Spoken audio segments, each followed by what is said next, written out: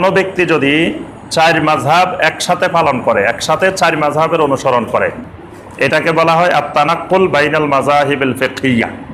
আর এক মাযহাব অনুসরণ করলে সেটাকে কি বলা হয়? আত-তাকলিদ। সেটাকে তাকলিদে শাখসি বলা হয়। আর যদি চার মাযহাব একসাথে অনুসরণ করে এটাকে বলা হয় আত-তানাক্কুল বাইনাল মাযাহিবিল ফিকহিয়্যা। সৌদি আরবের সর্বোচ্চ স্থায়ী কমিটি, ফতোয়া সংক্রান্ত স্থায়ী কমিটির কাছে ফতোয়া চাওয়া হয়েছে, হাল ইয়াজুজু লিল মুসলিম আন ইয়ান্তাকিলা মিন মাযহাবিন লিল আখার, যে কোন লোক হানাফি এক মাযহাব অনুসরণ করে, সেই যদি অন্য মাযহাবের কোনো আমল করে এটাতে কি কোনো অসুবিধা আছে? মাসালু আন ইয়াত্তাবিআল মাযহাবুল মালিকি মাররাতান, কোন মাসালায় সে মালিকি মাযহাবকে অনুসরণ করে, ওয়াল মাযহাবুল হাম্বলি মাররাতান উখরা, কোন মাসালায় হাম্বলি মাযহাব অনুসরণ করে, সুম্মা ইয়াউদু ইলাল মালিকি, আবার আরেক মাসালায় মালিকি অনুসরণ করে, কোন মাসালায় হানাফি অনুসরণ করে, আবার কোন মাসালায় শাফি অনুসরণ করে, কোন মাসালায় মালিকি অনুসরণ করে। এইরকম করলে এটা শরীয়তের দৃষ্টিতে কোনো সমস্যা আছে কি না? এটা তো আপনাদের কাছে উত্তর চাওয়া হয় নাই, উত্তর তো চাওয়া হয়েছে ফতোয়া আল্লাহ আইমার কাছে, ফতোয়া দিবেন তারা। এখন তারা কি ফতোয়া দিচ্ছেন আমরা শুনি। তাদের ফতোয়া হলো ইয়াজিবু আলাল মুসলিম, একজন মুসলিমের উপরে ফরজ, আইয়ামালা বিমা দাল্লা আলাইহিদ দালিল, যেই বিষয়ের উপরে শক্তিশালী দলিল পাওয়া যাবে সেই দলিলের উপরে আমল করা মুসলিমের উপরে ওয়াজিব, ফরজ। মানে মুসলিম অনুসরণ করবে দলিলের, মিনাল কিতাবে ওয়াস সুন্নাহ, সেই দলিল আল্লাহর কিতাবে থাকবে অথবা নবী সাল্লাল্লাহু আলাইহি সাল্লামের সুন্নায় থাকবে। একজন মুসলিমের কাজ হলো তিনি কোরআন এবং সুন্নাহর দলিলের অনুসরণ করবেন। সাওয়াআন ওয়াফাকাল মাযহাব আল্লাযী ইউনতাসাবা ইলাইহি, সেই দলিল যেই মাযহাবের সাথে তিনি সম্পৃক্ত সেই মাযহাবের সাথে মিলুক, আওলাম ইউয়াফিকহু, অথবা না মিলুক। মাযহাবের সাথে মিলতে হবে এটা জরুরি বিষয় না, জরুরি বিষয় হলো দলিলের সাথে মিলতে হবে। এটাই একজন মুসলিমের উপরে ফরজ। কারণ লিকাউলিল্লাহি আযজা ওয়া জাল্লা, আল্লাহ পাক কোরআনে কারিমে বলছেন ফাইন তানাযাতুম ফি শাইইন ফারুদ্দুহু ইলাল্লাহি ওয়ার রাসূল, সূরা আন-নিসার 59 নম্বর আয়াত। আল্লাহ পাক প্রথম বলছেন ইয়া আইয়ুহাল্লাযীনা আমানু আতিউল্লাহা ওয়া আতিউর রাসূলা ওয়া উলিল আমরি মিনকুম, হে ঈমানদারগণ তোমরা আল্লাহ সুবহানাহু ওয়া তাআলার আনুগত্য করো, আল্লাহর রাসূলের আনুগত্য করো, ওয়া উলিল আমরি মিনকুম, তোমাদের মধ্যে যারা উলিল আমর তাদেরও আনুগত্য করো। কারণ উলিল আমর কারা? সাহাবাই কেরাম ব্যাখ্যা দিয়েছেন উলিল আমর হলো আল উলামা ওয়াল উমারা। উলিল আমর দুই রকমের, এক ধরনের উলিল আমর হলো উলামায়ে কেরাম, আরেক ধরনের উলিল আমর হলো প্রশাসনে রাষ্ট্রে যারা আছেন তারাও উলিল আমর, তাদেরও আনুগত্য করতে হবে। উলামায়ে কেরামেরও আনুগত্য করতে হবে, রাষ্ট্রের প্রশাসনের আনুগত্য করতে হবে। কিন্তু এখানে আল্লাহ পাক এত সুন্দর করে হিকমার সাথে বলছেন, আল্লাহর আনুগত্যের ব্যাপারে বলছেন আতিউল্লাহ, রাসূলের আনুগত্যের ব্যাপারে বলছেন আতিউর রাসূল। কিন্তু উলিল আমরের জায়গায় বলেন না যে ওয়া আতিউ উলিল আমরি মিনকুম, আতিউ নাই। কেন আতিউ নাই? মানে উলিল আমরের নির্দেশটা ততক্ষণ আনুগত্য করা যাবে যতক্ষণ উলিল আমর আল্লাহ এবং রাসূলের নির্দেশ অনুসারে আমাকে নির্দেশ দিবেন। যখন আল্লাহ এবং রাসূলের নির্দেশের বাইরে যাবেন তখন ওই উলিল আমরের নির্দেশ মানা যাবে না, ওলামাদের নির্দেশও মানা যাবে না, আবার ওমারাদের নির্দেশও মানা যাবে না যদি সেটা কোরআন সুন্নাহর বিরোধী হয়। যেমন প্রশাসন যদি আমাদেরকে বলে যে তোমরা সবাই এখানে আসি এই কবরে সাজদা করো, তাহলে কি আমরা প্রশাসনের এই নির্দেশ মানবো না? আমার ইমান চলে যাবে, সেখানে আমি তো এই নির্দেশ মানবো না। কোনো শিরক করতে বললে আমরা মানবো না, কুফর করতে বললে আমরা মানবো না। যদি আমাদেরকে সরকার নির্দেশ দেয় তোমরা কেউ লা ইলাহা ইল্লাল্লাহ বলতে পারবে না, আপনারা কি মেনে নেবেন? আমার ইমান এটা লা ইলাহা ইল্লাল্লাহর সাথে, কোনো শিরক কুফর আমরা মানবো না। তাহলে কিন্তু সরকার যেটা নির্দেশ দিচ্ছেন সেটার ক্ষেত্রে আল্লাহ এবং রাসূলের নির্দেশের কোনো খেলাপ নাই, সেটা মানা বাধ্যতামূলক। সরকার বলতেছে জমির খাজনা দেওয়ার জন্য, তাহলে কি আপনি খাজনা দিবেন না? দিতে হবে, কারণ এটা কোরআন সুন্নাহর বিরোধী আইন না। এরকম যে আইনগুলো কোরআন সুন্নাহর খেলাপ না সেগুলো মানা ফরজ। আল্লাহ পাক বলছে উলিল আমরি মিনকুম। আর যেগুলো কোরআন সুন্নাহর খেলাপ, উলামায়ে কেরামও যেগুলো কোরআন সুন্নাহ মুওয়াফিক দিবেন সেগুলা অনুসরণ করা ফরজ। আচ্ছা, এখন আল্লাহ পাক সাথে সাথে দেখেন এই কথাটাও বলে দিয়েছেন, আল্লাহু আকবার, ফাইন তানাযাতুম ফি শাইইন। এখন আমাদের উলিল আমর যারা, উলামায়ে কেরাম যারা, তো 60 জন উলামায়ে কেরাম 4 কথা বলতেছেন, 60 জন আলেম 4 রকম বলতেছেন। এখন এবার আপনি কি করবেন? আপনার এই সরকার বাড়ি মসজিদের খতিব সাহেব বললেন একরকম, আবার আপনি গুলশান আজাদ মসজিদের খতিব সাহেবের কাছে গেলেন, উনি বললেন আরেক রকম, আবার বারিদারা গেলেন সেখানে বললো আরেক রকম, বসুন্ধরা গেলেন সেখানে বললো আরেক রকম। তো আপনি সাধারণ মানুষ, এবার আপনি কি করবেন? আল্লাহ পাক সাথে সাথে সেই কথাটাও বলে দিচ্ছেন যে ফাইন তানাজাতুম ফি শাইইন, এইরকম তানাজু যদি দেখা দেয় কোনো মাসালায়, ফারুদ্দুহু ইলাল্লাহি ওয়ার রাসূল, বলবা যে আমি সরকার বাড়িও মানি না, আজাদ মসজিদও মানি না, বাড়িদারও মানি না, বসুন্ধরাও মানি না, সব বাদ দিয়ে ফারুদ্দুহু ইলাল্লাহি ওয়ার রাসূল, তুমি প্রত্যাবর্তন করো আল্লাহর দিকে, আল্লাহ রাসূলের দিকে, সব বাদ, কোনো আলেমে মানবো না। একজন এক কথা বলে, বাদ দিয়ে কি করতে হবে? ফারুদ্দুহু ইলাল্লাহি ওয়ার রাসূল, অর্থাৎ আল্লাহ এবং রাসূলের কথার সাথে যেটা মিলবে সেটাই আমি মানবো। এবার চারজনের কথার সাথে আমি কোরআনের আয়াত মিলাবো, নবী সাল্লাল্লাহু আলাইহি ওয়াসাল্লামের সুন্নাহ মিলাবো। এখন যদি মিলাবার মতো পাওয়ার না থাকে, ক্ষমতা না থাকে, অন্ধ, তো অন্ধ মানুষের তো আর কিছু করার নেই। অন্ধ মানুষের তো আর মাসালা দিয়ে কাজ হবে না, যে লোক আর মিলাতেই পারবে না। কিন্তু ন্যূনতম যার কাছে আকল আছে, বিবেক আছে, যিনি সাধারণ বুঝেন, দুনিয়া সব বুঝেন, তার থেকে জমি এক কাঠা কেউ নিয়ে যেতে পারে না।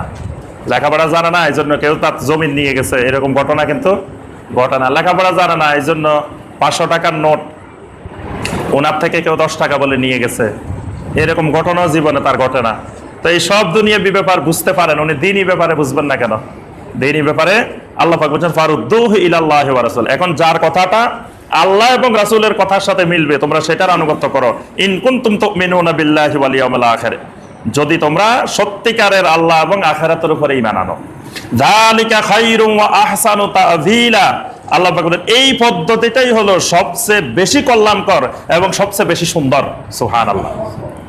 তাহলে চার মাযহাব প্রসিদ্ধ মাযহাব, চার মাযহাবের ইমামেরা সম্মানিত ইমাম এবং সারা দুনিয়ার মুসলিম উম্মার কাছে প্রসিদ্ধ। তো যেই মাসালায় চার মাযহাবে সবার কথা এক, সেটা তো নির্দ্বিধায় মানতে কোনো অসুবিধা নেই। কোনো মাসালা দেখা গেছে এক মাযহাবে একরকম বলা হচ্ছে, তখন আমি কি করব? তখন আমি কারোটা সুনির্দিষ্টভাবে অনুসরণ করব না। অনুসরণ না করে আমি বলবো যে যার কথা কোরআন সুন্নাহর সাথে দলিলের সাথে বেশি মিলে, আকরাবু ইলা সুন্নাহ, সুন্নাহর সাথে বেশি নিকটবর্তী, তারটা আমি মানব। এটার নাম হলো তানাক্কুল বাইনাল মাযাহিব।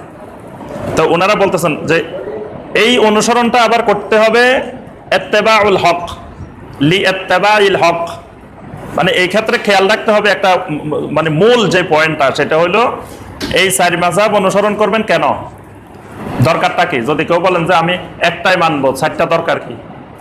চারটার দরকার হলো লি ইত্তেবাইল হক, হকের ইত্তেবা করার জন্য, যে আমি সবচেয়ে সহিটা, সবচেয়ে বিশুদ্ধটা আমি অনুসরণ করব। এই জন্যই এই তানাক্কুলে যাওয়া, না হয়তো থাকলেই হয়। কিন্তু খেয়াল রাখতে হবে লি ইত্তেবাইল হাওয়া করা যাবে না, মানে প্রবৃত্তির অনুসরণ করা যাবে না। যে চার মাযহাব অনুসরণ করলাম একসাথে, যে মাযহাবে যেটা সুবিধা সহজ সেটা আমল করলাম, কঠিনটা বাদ দিয়ে দিলাম। যেই মাযহাবে গেলে সুবিধা, যেমন তালাকের মাসালা দরকার, তালাকের মাসালা হানাফি মাযহাবে খুব কঠিন, হানাফি মাযহাবে একসাথে 3 তালাক দিলে 3 তালাকে প্রযোজ্য হবে। এখন আমি খুঁজতে থাকলাম যে এই মাযহাবে তো খুব কঠিন, এখন কোন মাযহাবে গেলে 3 তালাক দিলে 1 তালাক হবে। এখন আমি যদি শাফি মাযহাবে যাই তো 3 তালাক দিলে 1 তালাক হবে। তো এই জায়গায় সুবিধার জন্য যদি আমি শাফি মাযহাব ফলো করি তাহলে ইমানে চলে যাবে, আমও যাইব, সালাও যাইব, সব যাইব, মানে ভালোর জন্য, ইত্তেবাউল হকের জন্য, মানে সহি সুন্নাহর অনুসরণ করতে গিয়ে তার ইমানে হারা হয়ে যাবে। যদি ইত্তেবাউল হাওয়া থাকে, হাওয়ার ইত্তেবা থাকা যাবে না। এই ক্ষেত্রে শর্ত হলো ইত্তেবাউল হক, হক অনুসরণ করার জন্য। আর যখন আপনি এই চারটা মতের মধ্যে সবচেয়ে সহিটা আকরাবু ইলা সুন্নাহ, যেটা সুন্নাহর সাথে বেশি মিলে, সেটা অনুসরণ করবেন, তখন সবগুলা অনুসরণ হয়ে যাবে। এটা বুঝছেন কথাটা? মানে এক মাসালায় চার মাযহাবের দলিল 4টা হাদিস, এখন আপনি দেখবেন যে কোন হাদিসটা বেশি শক্তিশালী, সেই শক্তিশালীটা যদি আমল করেন তো দুর্বলগুলোর উপরও আমল হয়ে যাবে। কথাটা বুঝতে পারছেন?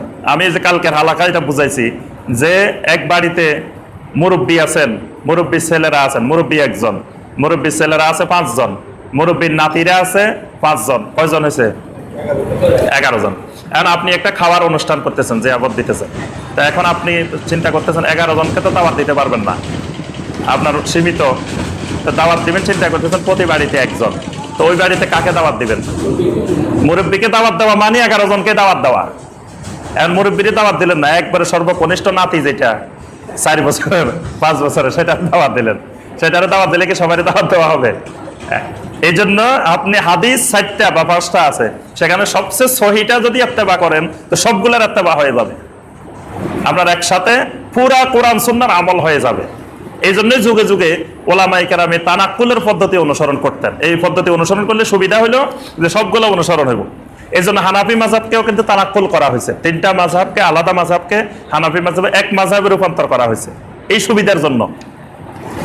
ওয়ালা ইয়াজুজু লাহু আন ইয়ান্তাকিলা মিন মাযহাবিন ইলা মাযহাবিন লিমুজাররাদি হাওয়াহু, কিন্তু ওই যে ইত্তেবাউল হাওয়ার জন্য এক মাযহাব থেকে আরেক মাযহাবে ইন্তেকাল করা এটা জায়েজ নাই। বুঝতে পারছেন? এটা এখন কথা হলো যে আচ্ছা 4টার মধ্যে আমি সহি কোনটা এটা বুঝবো কেমনে? এটা প্রশ্ন না?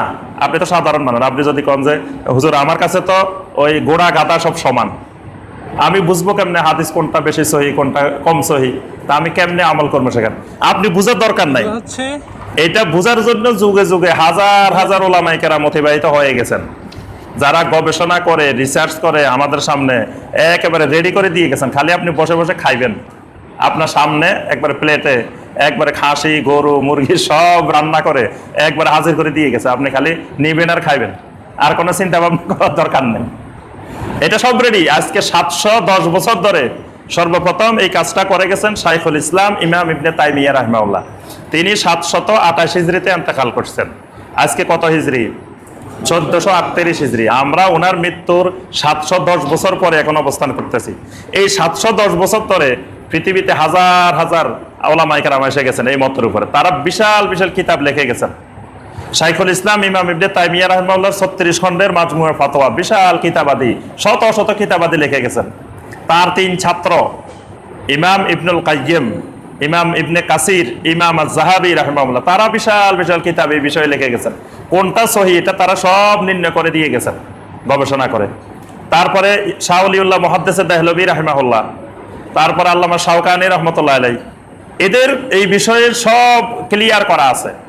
তারপরে যে গত শতাব্দীর যাদের আমরা ফতোয়া আলোচনা করতেছি, শাইখ বিন বাজ রাহিমাহুল্লাহ, শাইখ সালেহ বিন উসাইমিন রাহিমাহুল্লাহ, নাসিরউদ্দিন আলবানী রাহিমাহুল্লাহ, এই সালেহ আল ফাওজান হাফেজাহুল্লাহ, শাইখ ইবনে জিবরিন হাফেজাহুল্লাহ, এরা সব রেডি করে দিচ্ছেন রিসার্চ করে। আপনি খালি আমল করবেন বসে বসে, আপনার কোনো কষ্টেরও কারণ নাই, চিন্তারও কারণ নাই। খালি আপনি ওনাদের কিতাবাদি দেখবেন। ওনাদের কিতাবাদি আলহামদুলিল্লাহ এখন তো বাংলায়ও হয়ে গেছে, এখন অনেক কিতাব বাংলায় পাওয়া যায়, তা আপনি বাংলা পড়েও আমল করতে পারেন ওনাদের কিতাবাদি থেকে। আবার ওলামায়ে কেরাম আরবিটা পড়ে শুধু বাংলা করে দিবে, যেমন আমরা ওনাদের আরবিটা পড়ে পড়ে বাংলা করে দিচ্ছি। যে আল্লাহ পাক আমাদেরকে সহিহ দ্বীনের উপর আমল করার তৌফিক দান করুন।